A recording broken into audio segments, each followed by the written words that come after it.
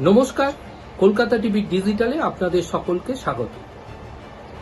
ওবিসির শংসাপত্র সামগ্রিক স্ক্রুটিনি সংক্রান্ত বিজ্ঞপ্তিকে চ্যালেঞ্জ জানিয়ে কলকাতা হাইকোর্টে দায়ের হওয়া জনস্বার্থ মামলার শুনানি শেষ।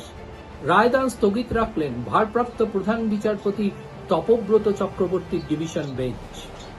এদিন মামলার শুনানি চলাকালীন রাজ্যের অ্যাডভোকেট জেনারেলের পক্ষ থেকে জানানো হয় যে ওবিসি সংক্রান্ত শংসাপত্র স্ক্রুটিনি করতে চায় রাজ্য সরকার, কারণ এই সংক্রান্ত বিষয়ে বিভিন্ন অভিযোগ রাজ্যের কাছে এসেছে।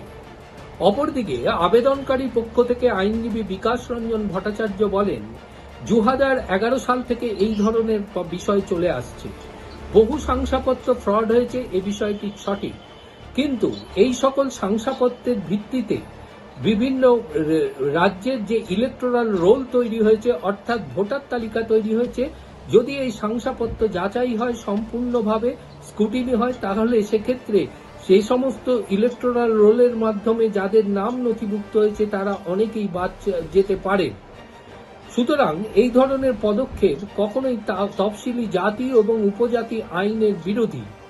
যদিও রাজ্যের অ্যাডভোকেট জেনারেল তার বিরোধিতা করে বলেন, রাজ্যের তফসিলি জাতি এবং উপজাতি সংক্রান্ত যে আইন রয়েছে সেই আইনে এই সংক্রান্ত বিষয়টি কখনো আইন বিরুদ্ধ নয়।